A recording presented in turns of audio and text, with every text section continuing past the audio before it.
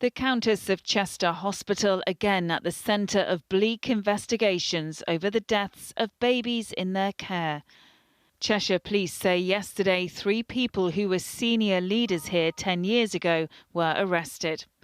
In a statement, the force said 3 individuals who were part of the senior leadership team at the Countess of Chester Hospital in 2015 to 2016 were arrested on suspicion of gross negligence manslaughter. All 3 have subsequently been bailed pending further inquiries.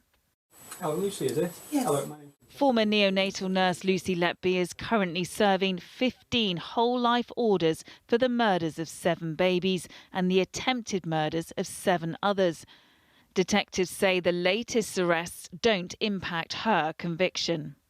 One of the doctors who helped catch Letby told ITV News in 2023 he'd repeatedly raised concerns with hospital bosses. I think throughout this whole process, there have been opportunities for those people who are at the top of the Countess of Chester to be able to put their hands up and admit that they got it wrong. It was only in March this year that the police investigation into corporate manslaughter was widened to gross negligence manslaughter.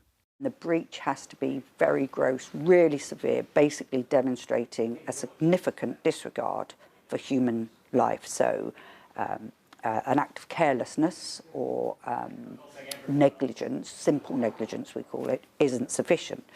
And within the healthcare arena, it is quite rare because the legal threshold, the bar, is very, very high. The final report from the inquiry into events at the Countess of Chester Hospital is due to be published early next year. And while that and the police investigations are ongoing, the hospital said today that it would not be appropriate to comment further. Faye Barker, ITV News. Our UK editor Paul Brand has been following the case and joins me now. As Faye was just mentioning there, this is one development at a time when there's ongoing investigations after the deaths of these 7 babies. Yeah, Lucy Letby was convicted by 2 separate juries, but there has been increased speculation, questioning about those convictions in the public domain over the past year or so, particularly.